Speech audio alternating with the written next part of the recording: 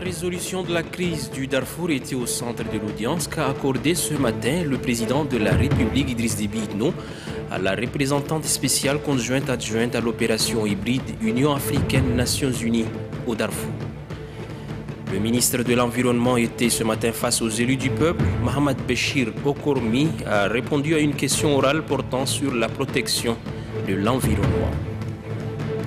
À suivre dans ce journal le lancement hier au stade Idriss Mahamatouya de la saison sportive 2012-2013 du Comité national para-olympique tchadien.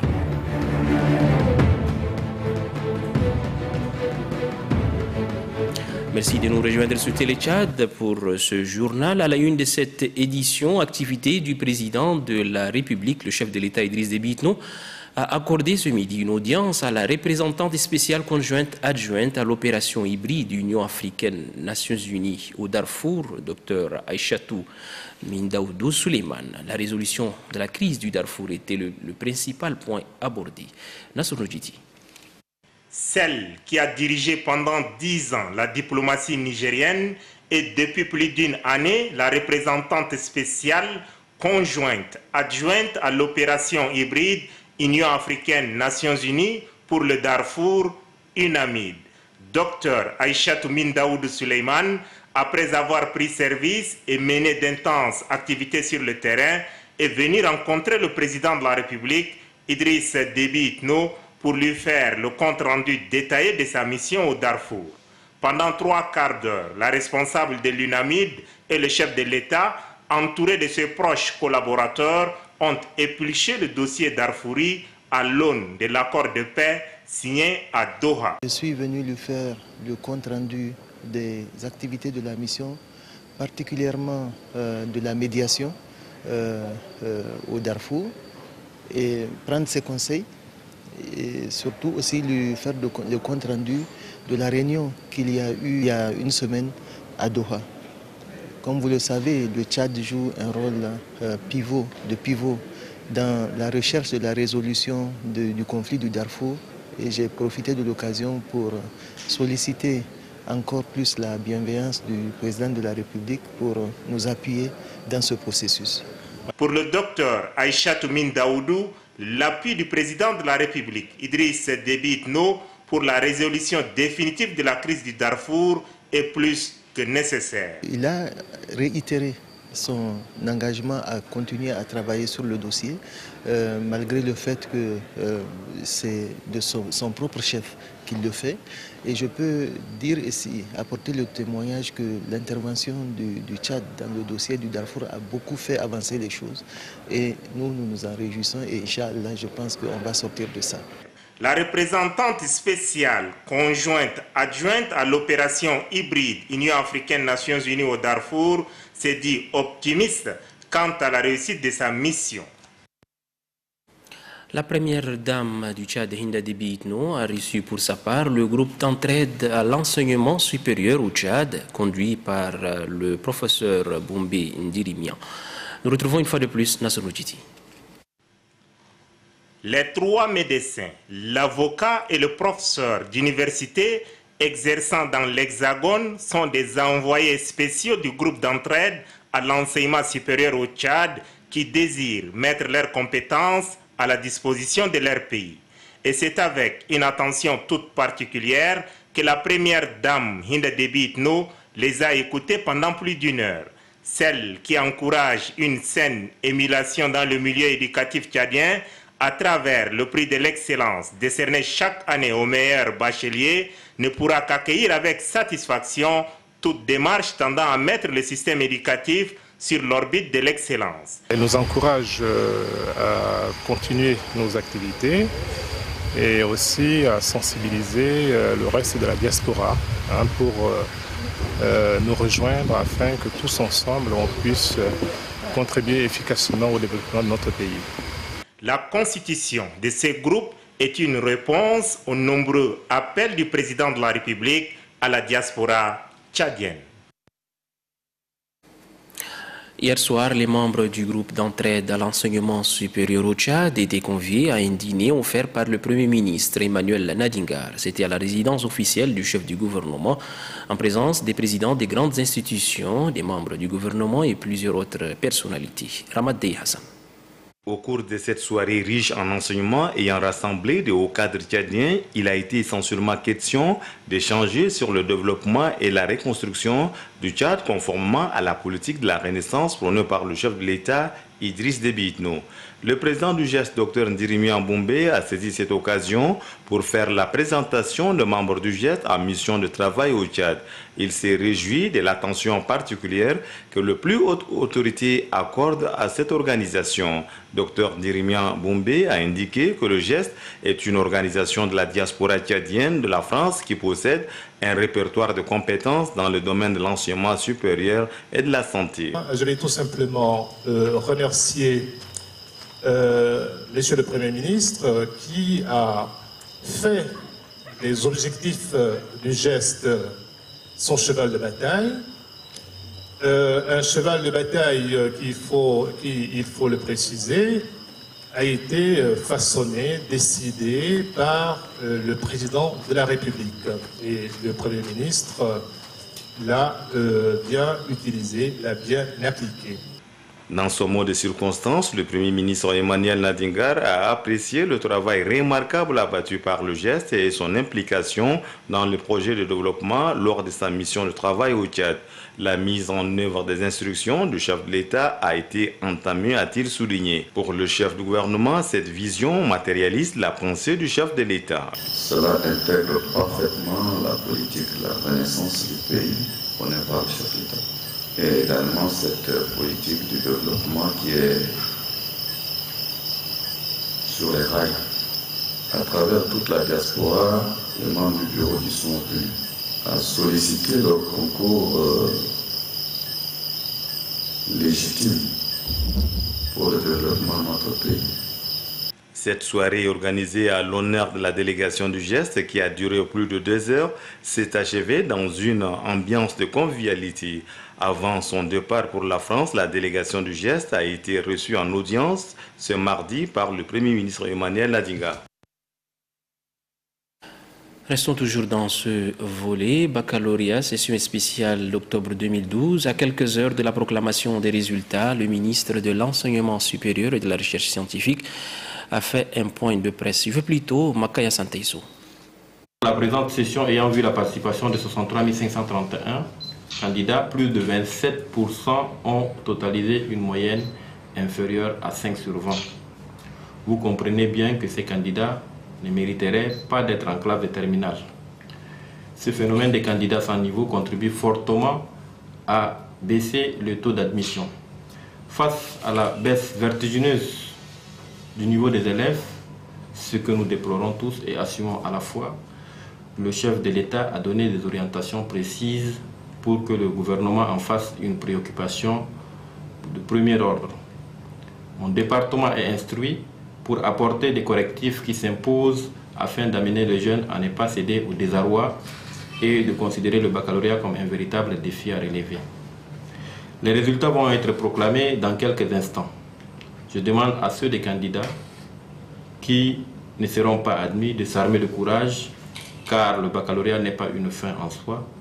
Quant à ceux qui seront reçus, je leur adresse mes vives félicitations et leur souhaite des perspectives meilleures pour la suite de leur cursus.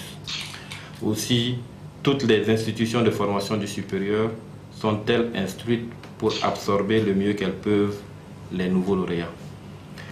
Pour sa part, le ministère de l'Enseignement supérieur et de la Recherche scientifique et technique, fort des orientations reçues du gouvernement, mettra tout en œuvre pour continuer à améliorer les conditions d'études et de formation visant à relever qualitativement le niveau.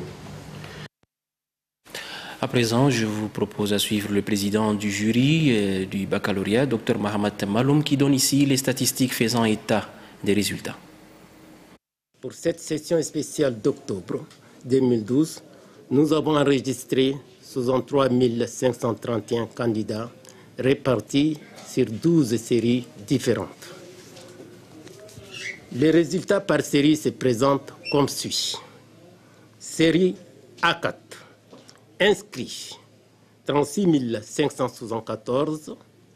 Effectifs admis 2007. Pourcentage 5,49. Série A arabe. Inscrits 2692. Admis effectif 231. Pourcentage 8,58. Série A bilingue. 89 inscrits. 12 admis. 13,48%. Série C. 941. 44 admis, 4,68%. Série C arabe, 25 admis 3, pourcentage 12. Série D, 19 736, admis 540, pourcentage 2,74. Série D arabe, 1503, admis 106, pourcentage 7,05. Série E, inscrit 82, admis 1, pourcentage 1,22. Série F1, inscrit 25, admis 0, pourcentage 0. Série G1, 672 inscrits, admis 55, pourcentage 8,18. Série G2, 997 inscrits, admis 48, pourcentage 4,81. Série G3, 195, admis 5, pourcentage 2,56. Total admis 3052, pourcentage 4,80. Le ministre de l'Environnement était face aux élus du peuple. Mohamed Bachir Okoromi a répondu à la question du député Khadija Saballa portant sur la protection de l'environnement. Il s'agit donc de la ceinture verte de Gaoui et des aires protégées. Grand Kachamirima nous fait le point.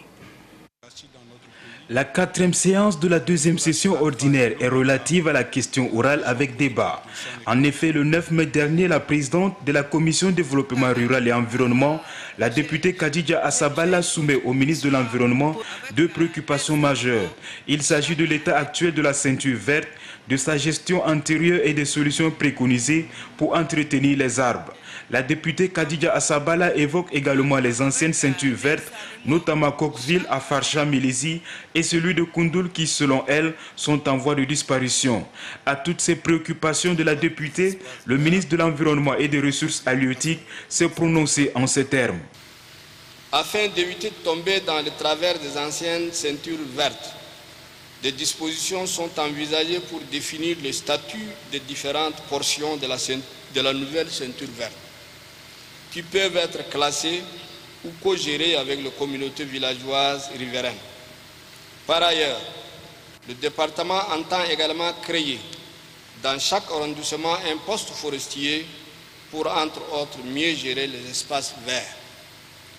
Enfin, l'adoption en novembre dernier de la stratégie de foresterie urbaine et périurbaine assortie d'un plan d'action pour la ville de N'Djamena est sans aucun doute la réponse appropriée à la pertinente question posée par la députée Khadija Asabala, présidente de la Commission de développement rural et environnement. Les députés tour à tour ont saisi cette opportunité pour décrier le comportement des agents des eaux et forêts qui, selon eux, extorquent la population dans les régions. Ils ont axé leur intervention sur la protection des parcs nationaux, le parc de Zakouma en particulier et celui de Zinaoura, qui sont, pour certains députés, sacrifiés au profit de l'exploitation aurifère, alors qu'une loi stipulant sa protection a été votée par l'Assemblée nationale. En somme, doit-on privilégier la protection des arbres et des animaux au détriment de la population? Pour les élus du peuple, la solution de la protection de l'environnement consisterait non seulement à planter des arbres, mais à l'entretien des arbres existants. Les techniciens du ministère chargé des microcrédits en faveur de la promotion de la femme et de la jeunesse et leurs partenaires sont en conclave depuis ce matin à la Bibliothèque nationale. La rencontre a pour objectif de définir le mécanisme de suivi de la mise en œuvre du plan d'action de la stratégie nationale de microfinance. Kadnouba Théophile. 4 ans après l'adoption et la mise en œuvre du plan d'action de la stratégie nationale de microfinance, les techniciens du ministère et leurs partenaires passent au pain fin leurs actions. Ceci pour déceler les principales causes du retard dans la conduite de certaines activités et de proposer des solutions idoines en vue de les surmonter. La ministre chargée des microcrédits en faveur de la promotion de la femme et de la jeunesse affirme que cette rencontre est capitale pour l'atteinte des objectifs du millénaire pour le développement. Il est attendu comme résultat la définition d'une nouvelle période pertinente et mise en œuvre de la stratégie nationale, la priorisation des actions à mener et enfin la définition des mécanismes de suivi afin de répondre aux vœux de son Excellence, M. Idriss Déby Itno, président de la République, de sortir les couches vulnérables de la précarité par le financement de leurs activités. Le secrétaire général chargé de la promotion de la jeunesse à Lyon, Djirambete, d'ajouter que ces travaux qui vont durer 72 heures permettront également de créer les conditions d'un environnement favorable à une croissance économique diversifiée. L'ICESCO, Organisation islamique pour l'éducation, les sciences et la culture, organise en collaboration avec l'organisation Ad-Dawa al-Islamiyya un atelier national relatif au vagabondage des enfants. Cette rencontre qui durera 3 jours permettra aux participants de se pencher sur cette problématique. Mohamed Moussa Bamishib. L'esprit de cette rencontre nationale regroupant plus de 40 participants venus de différents ministères consiste à identifier les causes du vagabondage des enfants au Tchad. Cette réflexion d'importance permettra aux acteurs en charge de l'éducation des enfants de chercher des solutions adéquates à cette problématique. Les directeurs du centre régional d'ICESCO au Tchad se félicitent de l'implication du ministère de l'Action sociale dans la recherche de remèdes à ce problème de société. Dr Ali Mohamed Gamar situe en même temps l'importance du sujet à débattre. Le directeur de l'organisation de l'appel islamique, Mohamed Nasr Abdelrahim, se dit fier de l'organisation de cet atelier national. Selon lui, les enfants doivent être protégés et éduqués. Et cela passe nécessairement par l'application des textes internationaux relatifs à la protection de l'enfant. Le secrétaire général du ministère de l'Action sociale, Ernest Mundolna, a rassuré que le gouvernement fait de la protection des enfants une préoccupation majeure. Face à cette situation chaotique dans laquelle évoluent ces enfants, le gouvernement tchadien ne reste pas insensible et indifférent. Des efforts non négligeables ont été et sont consentis afin d'assurer une bonne protection de ces progénitures. Le secrétaire général de l'Action sociale invite les encadreurs, éducateurs et protecteurs des enfants à approfondir la réflexion sur la question du vagabondage des enfants. Le directeur général de l'ONRTV vient de séjourner à Biltine. Dubaï Clétoin est allé constater l'évolution des travaux d'installation des équipements de la station régionale ONRTV Biltine. Des précisions avec Estelle Abdelkader. Suite au projet de création des 13 stations régionales de l'Office national de radio et télévision, le directeur général de l'Office national de radio et télévision ONRTV, accompagné des experts techniques, vient de séjourner à Biltine, chef-lieu de la région du Ouadifira. Venu s'enquérir de l'avancement des travaux de la station où les techniciens ont installé 2 émetteurs. Il s'agit d'un émetteur radio et celui d'un récepteur de relais. Désormais, la radio Biltine émet sur un rayon de 98. Cette installation s'inscrit dans la politique du gouvernement de couvrir le pays par les outils de communication. L'initiative a été très bien saluée par la population et les autorités de Biltine. Le directeur général de l'ONRTV rassure la population que les activités de cette station régionale de l'ONRTV Biltine vont être bientôt lancées en présence des plus hautes autorités du pays. Après ces 2 jours de constat, les émetteurs mis en marche, tout semble bien marcher, sauf qu'on a émis quelques réserves par rapport à certains travaux qui ne sont pas au point. Cette installation des équipements de la station régionale de l'ONRTV Building traduit la volonté du gouvernement de desservir toutes les régions du Tchad en matière de la communication à l'ère de la Renaissance. Restons toujours dans nos régions où une délégation de la cellule permanente du ministère du Plan vient d'effectuer une mission dans la zone méridionale du pays. Conduite par l'économiste planificateur de la cellule, cette mission a pour but d'évaluer les réalisations du projet de programme de gestion des ressources naturelles. Les détails avec Anastasie Bissi.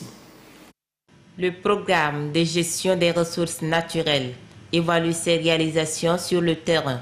Une délégation conduite par Ali Darongar Telngar, économiste planificateur de la cellule permanente du ministère du Plan, de l'économie et de la coopération internationale, s'est rendue dans la zone soudanienne.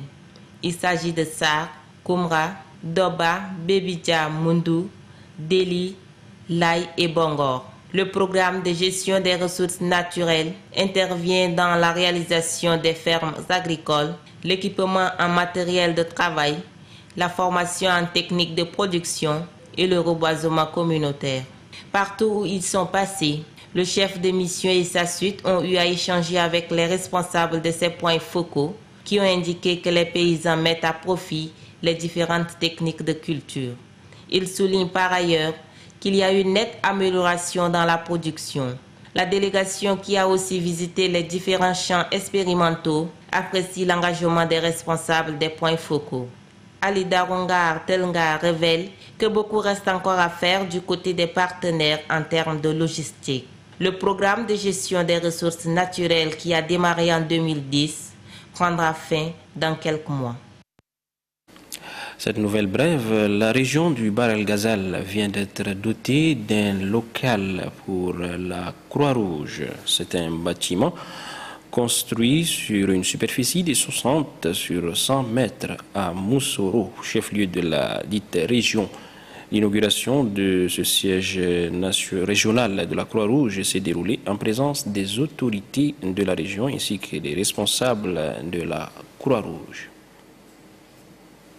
Retour au pays des pèlerins tchadiens. Après avoir accompli leur devoir religieux, 262 pèlerins parmi les 7000 sont arrivés ce matin à N'Djamena. Des pèlerins qui ont exprimé leur satisfaction par rapport à leur séjour en Terre Sainte. Innocent Kilayo était ce matin à l'aéroport. Son reportage. À bord du Boeing 767 de la compagnie éthiopienne qui a assuré le premier vol, se trouvent 262 pèlerins. Ces pèlerins sont les tout premiers parmi les 7000 qui sont partis accomplir leur devoir religieux à la Mecque, à regagner leur patrie. Pour la plupart des pèlerins, le comité du Hajj a réussi sa mission.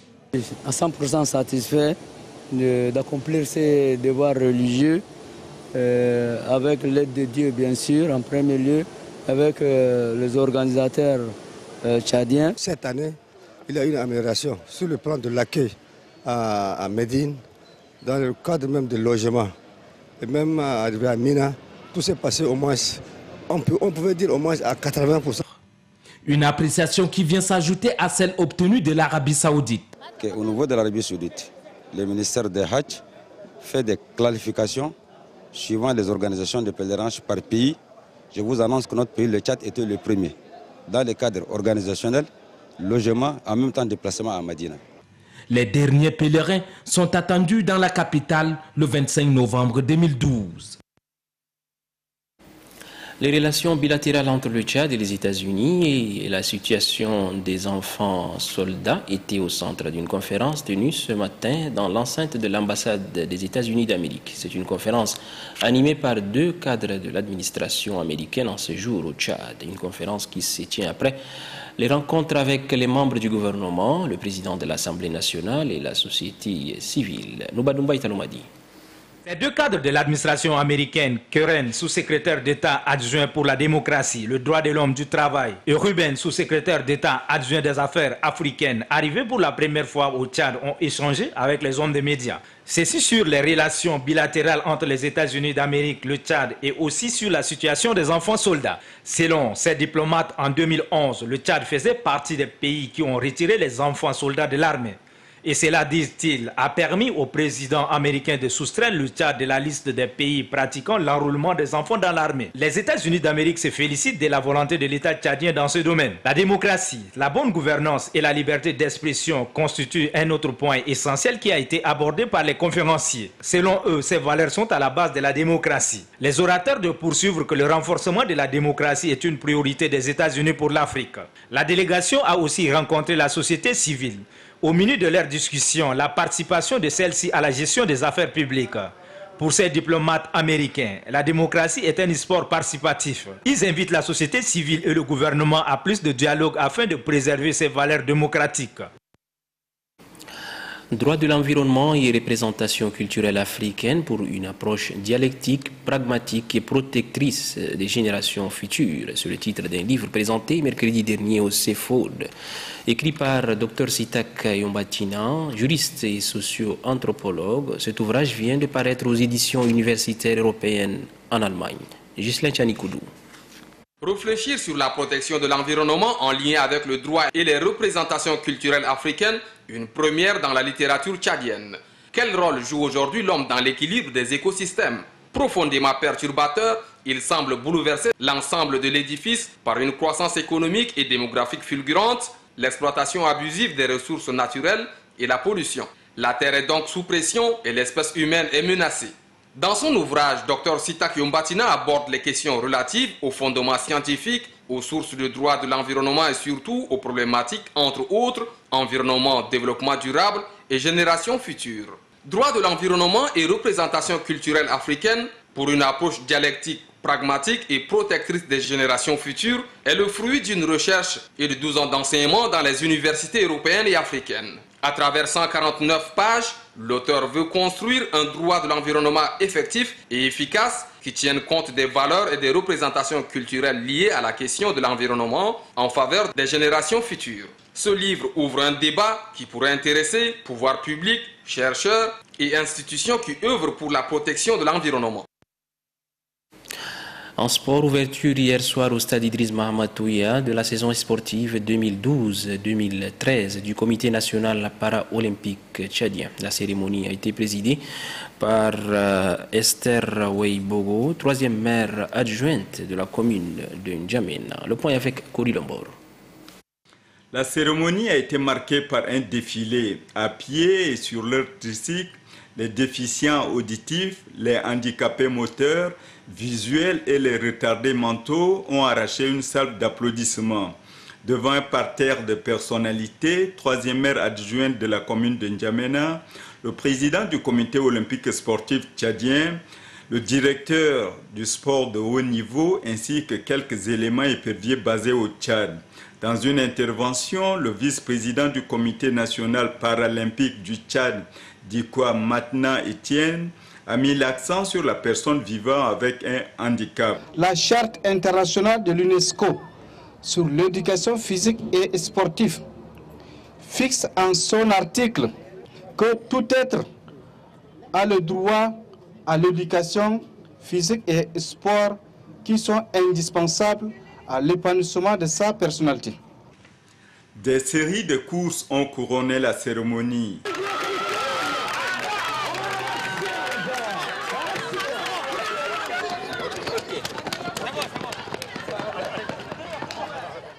Dans les tout prochains jours, le CNPT mettra cap sur le Tchad profond pour une tournée d'information, de sensibilisation en vue d'installer les ligues nationales, mais aussi et surtout faire une sélection des athlètes pour les Jeux de la francophonie en 2013 à Nice en France et ceux de Jafet en Égypte.